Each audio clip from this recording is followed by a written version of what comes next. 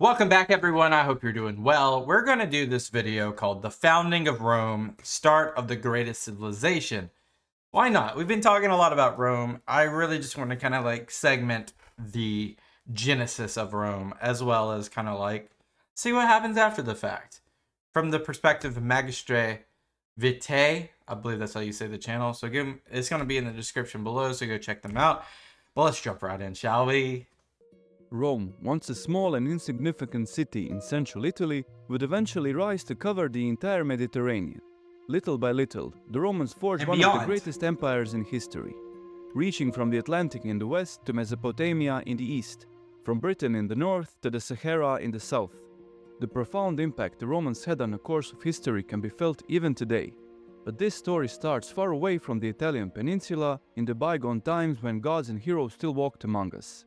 For 10 years, the Greek armies, under the High King Agamemnon, besieged the legendary city of Troy, but they were unsuccessful and utterly powerless. Even the mighty Achilles was no match for the impregnable Trojan walls. The defense of the city was organized by Hector, his brother Paris, and their young cousin Aeneas. The Greeks had no hope of ever taking the city, as this was not just an ordinary war between the two nations, but rather a struggle between the gods themselves. With Aphrodite and Apollo aiding the Trojans, and Athena and Poseidon aiding the Greeks, the war turned into a prolonged stalemate. I'm not too familiar on the Battle of Troy and the conflict. I mean, I have like a superficial understanding of it. How much of this is fact versus fiction? Let me know below your own synopsis. Eventually, the Greeks decided to cut their losses and return home. As an offering to Athena, they built a massive wooden horse out of ship parts. When the Trojans realized that the siege was finally lifted, they hauled the giant horse into the city and celebrated all night. However, when the city watch fell asleep, the Greeks hidden inside the horse jumped out and opened the gates. The rest of the Greek army that was hidden just out of view rushed into the city and took it from within. While they were busy killing every Trojan in their path, the gods appeared to Aeneas in his sleep. He was instructed to gather as many people as he could and leave the city under the cover of darkness. Taking the Palladium, a mystical carving of the goddess Athena known as the Luck of Troy, the survivors embarked on a great journey across the Mediterranean in hopes of finding a new home. This journey was described by Roman poet Virgil in his epic work, the Aeneid.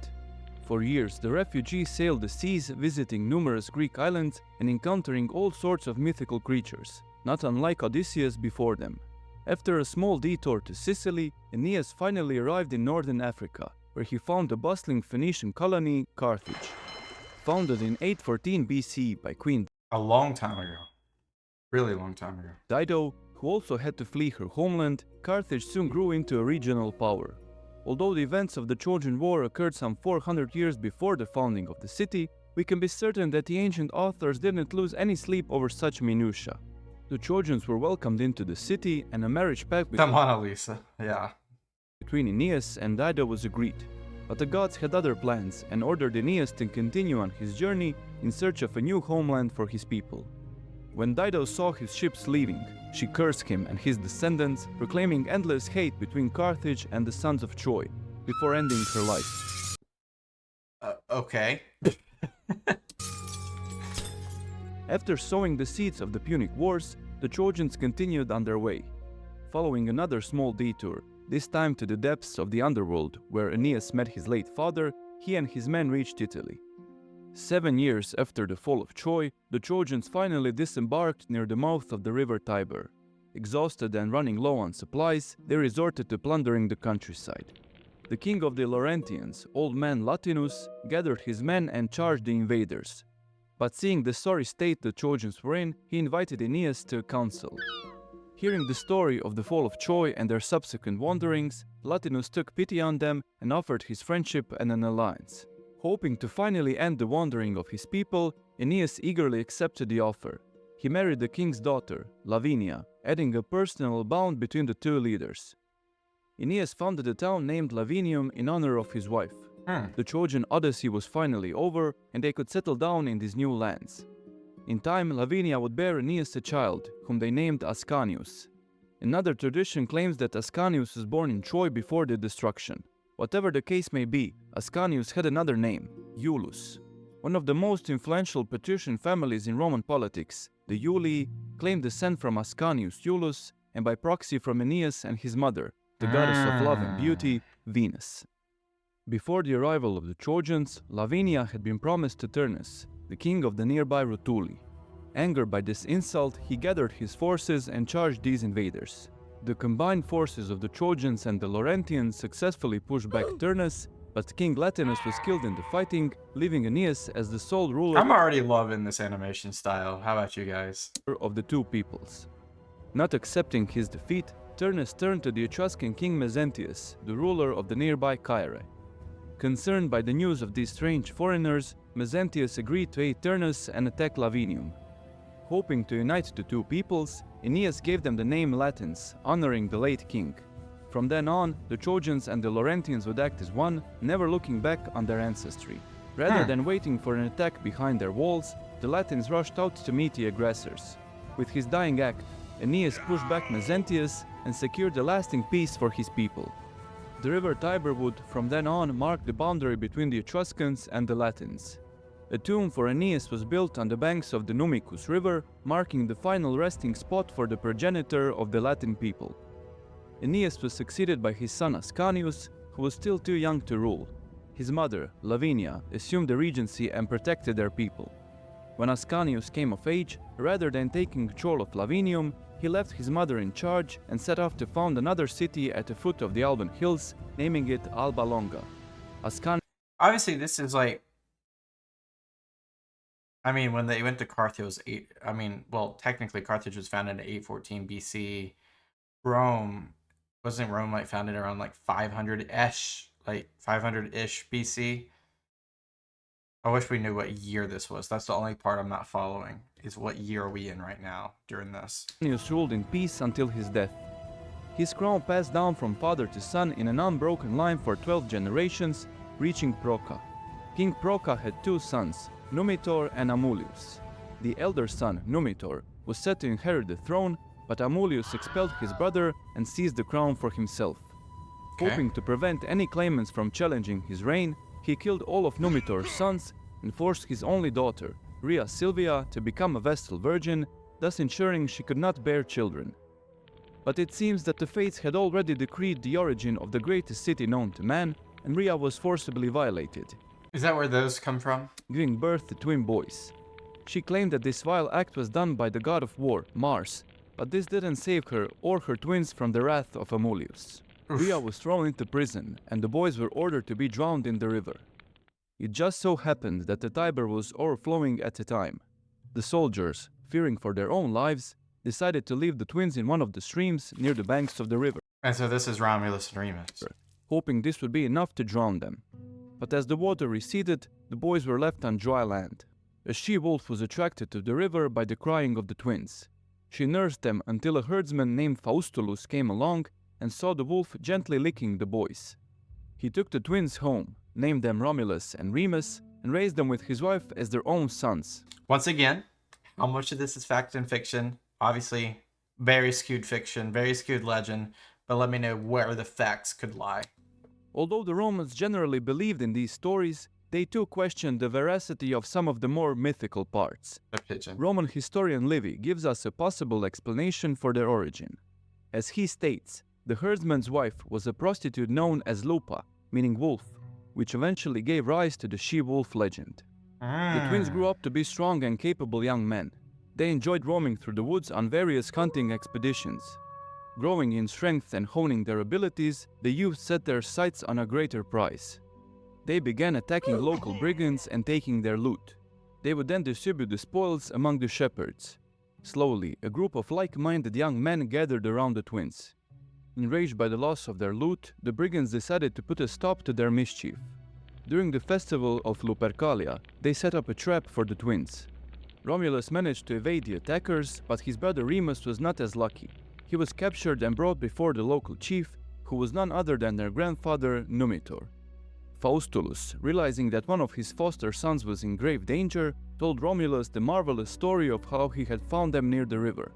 The herdsman was well aware of the tale of Rhea Silvia and her twins, and he connected the dots long ago. However, he kept this information to himself, knowing that their lives would be forfeit if the truth got out.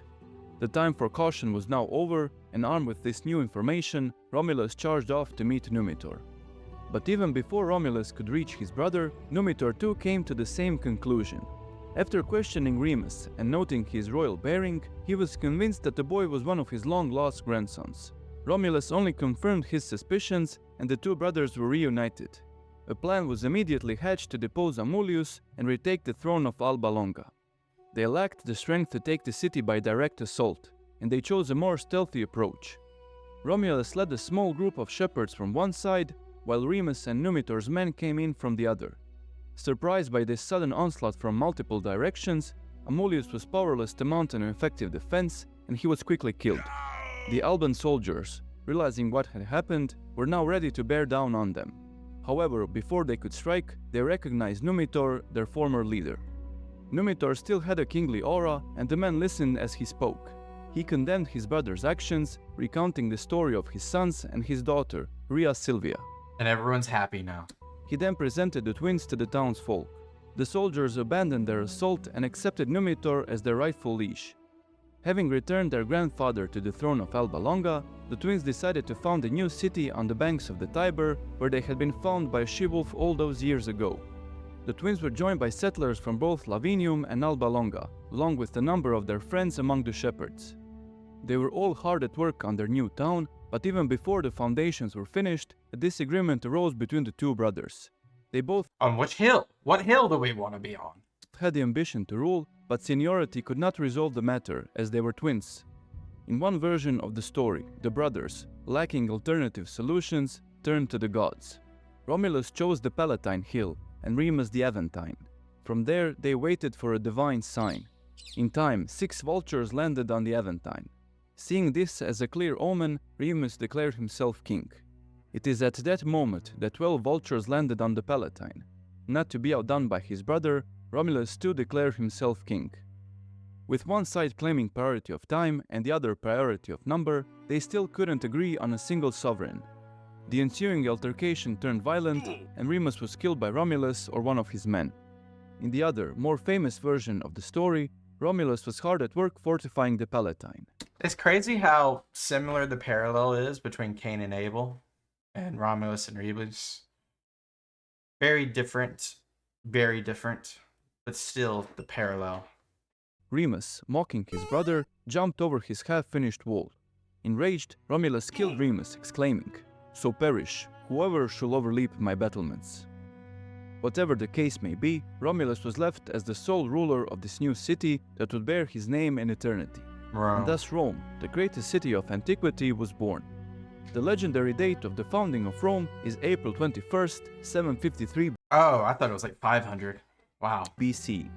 A temple was built on the Palatine, and the Palladium was placed inside.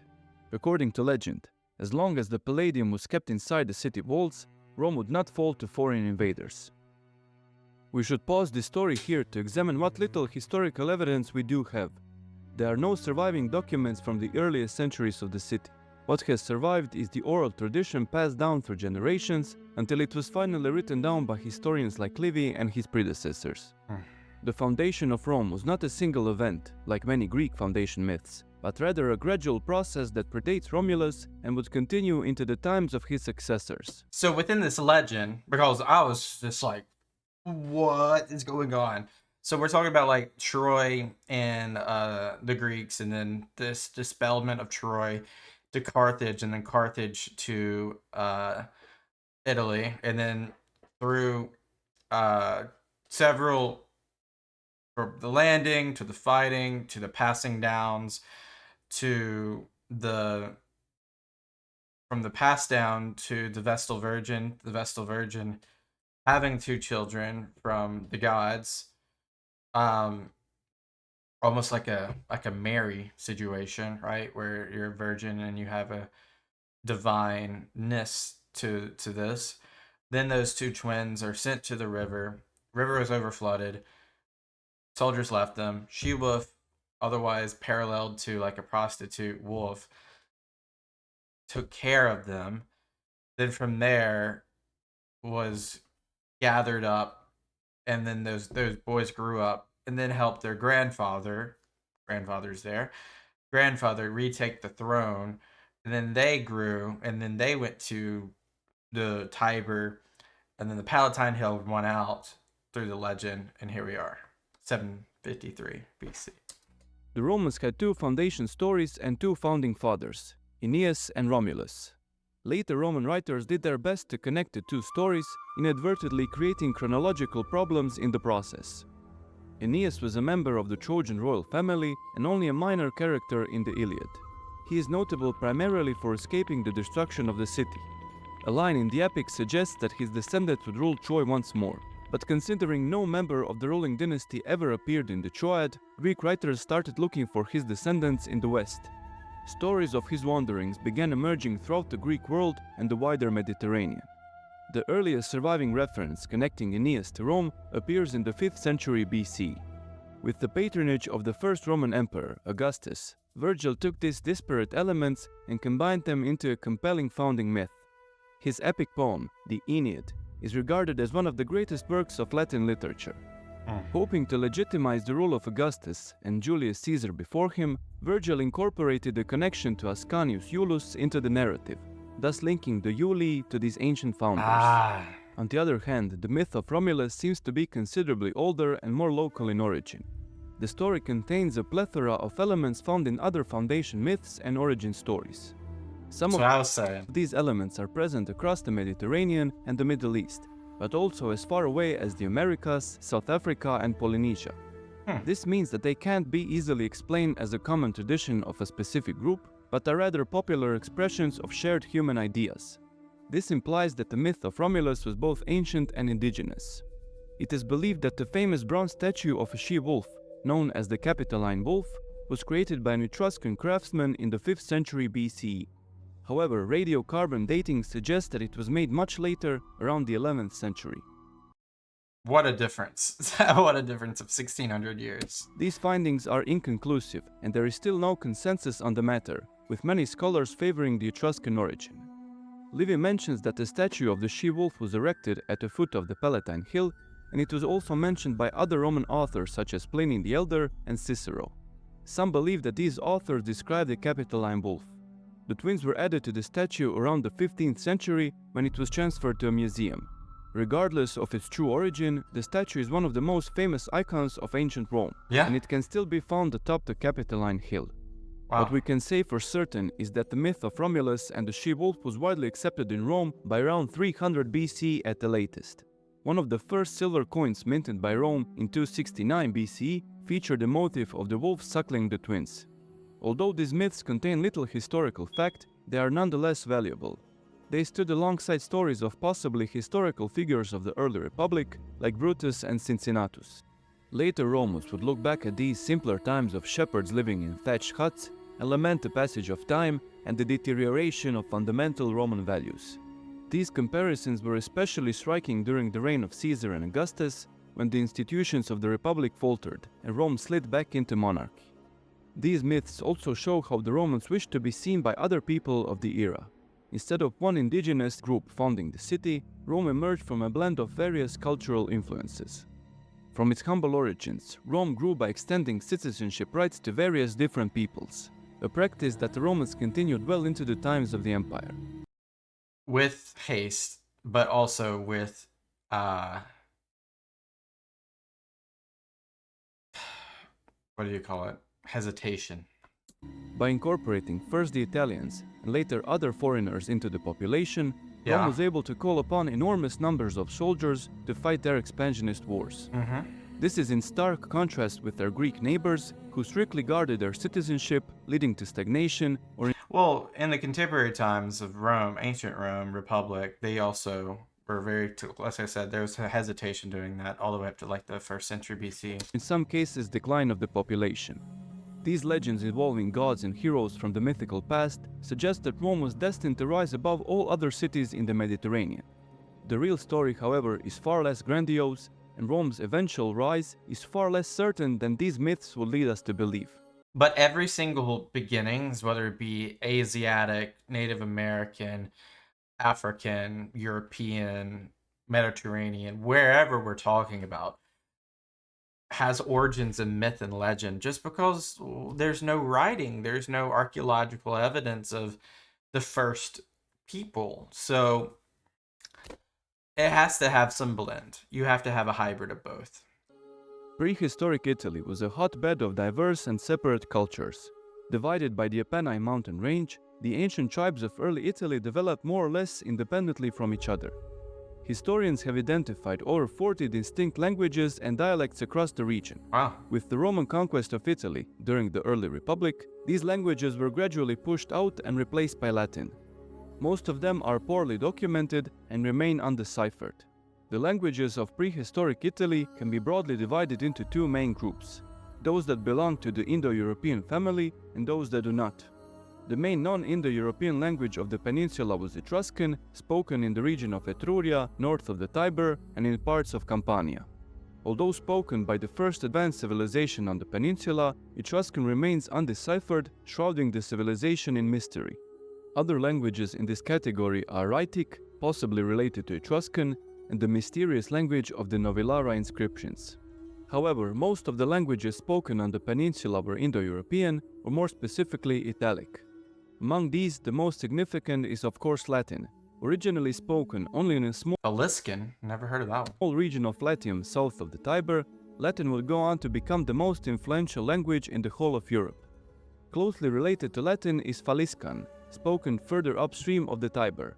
Once believed That makes sense, right there. to be a separate language, new evidence suggests that Faliscan was no more than a dialect of Latin.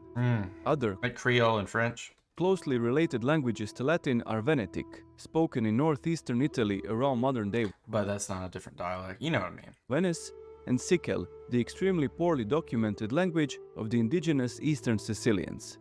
These Okay. languages are sometimes referred to as West Italic.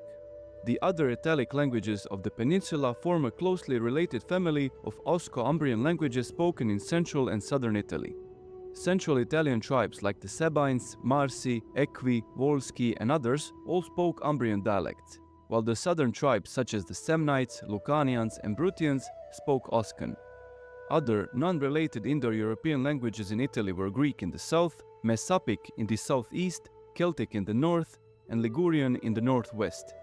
Mesopic is related to Illyrian, while Ligurian is a mysterious and poorly documented language, possibly related to Celtic. Greek and Celtic are relatively late arrivals. These languages tell a story of prehistoric Italy and the movements of populations. According to the invasion model, the various Indo-European languages came to Italy in successive waves of migration. Recent genetic studies suggest that the Etruscans were indigenous to the region, implying that Etruscan developed from one of the Neolithic languages predating the Indo-Europeans. In the first wave of migration, dated to the later half of the second millennium, came the West Italics.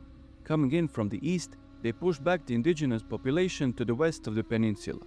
The Western Italics were then squeezed into separate pockets by the arrival of the Osco-Umbrians. The migrating Illyrians then crossed the Adriatic, settling in the region of Apulia. Starting in the 8th century BC, the Greeks founded the first colonies in southern Italy, the region now known as Magna Graecia. Like Syracuse is a huge one. I didn't know they were in that little pocket up there. Is that Tarentum or something like that? I forget what the name of that city. I didn't know that was Greek. The Celts crossed the Alps around the 6th century, settling around the Po Valley and along the northern coast of the Adriatic. Another change happened around the 5th century when Oscan tribes from central Apennines migrated south towards Campania, Lucania, and Bruttium. It speaks volumes that the Romans managed to unite all these disparate elements under a single banner. The history of the Italian tribes before the Roman conquest is shrouded in mystery. The earliest surviving historical records are dated to the 2nd century BC, while the earliest of their sources are from the 5th century.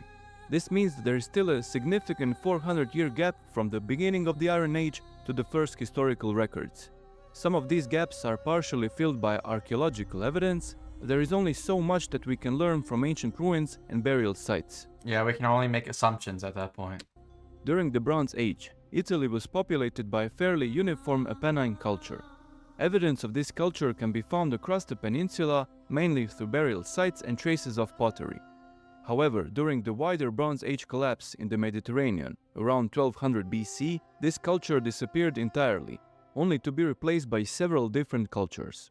While some of them exhibit continuity with the preceding Apennine culture, others present a break in tradition. Problematically, large-scale migrations of population that would support invasion theory have not yet been found in the archaeological record. Starting around the 8th century. So it's more likely than not that it culminated in Italy versus like a drop in. The Villanovan culture, present in Etruria and the Po Valley, developed into the first advanced civilization of Italy, the Etruscan civilization. So the Etruscans was the first advanced civilization of Italia. Okay. With the rise of the population in the early Iron Age, settlements in Etruria grew in power and significance. Large mineral deposits found in the region attracted Greek and Phoenician traders, sparking a technological revolution. The Etruscans adopted the Greek writing system, forming a foundation for the later Latin alphabet. In time, the 12 city-states of Etruria united into a loose confederation, forming the Etruscan League. At the height of their power, around the 500s BC, the Etruscans controlled the area from the Po Valley in the north to the fertile plains of Campania in the south. But facing mounting pressures from migrating Celts and Samnites, as well as the rising power of the Roman Republic in the south, Etruscans gradually lost territory and influence. They were ultimately conquered by Rome in 264 Such a small little city. Crazy, isn't it? BC, marking the end of their civilization. Under Roman rule, their language would gradually fade, slowly replaced by Latin, but we are getting ahead of ourselves. South of the Etruscan cities, on the western coast of central Italy near the mouth of the river Tiber, stood a small tribe known as the Latins. A relative lack of mineral deposits made the region uninteresting for the seaborne traders, and Latium lagged behind its northern neighbor.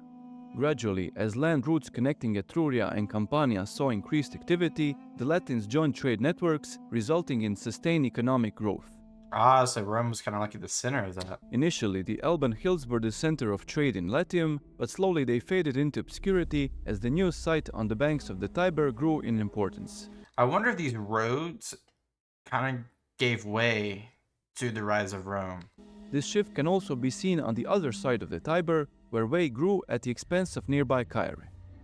An island on the Tiber slows down the current, creating a convenient crossing spot on the river. On the left bank of the river, a series of hills creates a well-defensible position controlling this crossing. The earliest traces of a permanent settlement in the region can be dated back to around 1000 BC.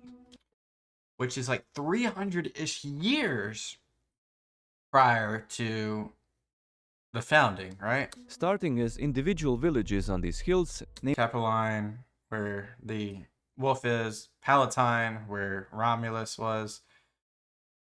Wow. namely the Palatine and the Capitoline, the communities grew until they united into a single city known as Rome. Wow. Throughout its history, Rome was known as the City of Seven Hills. Controlling the trade routes of central Italy, Rome would soon grow to be the chief city of Latium.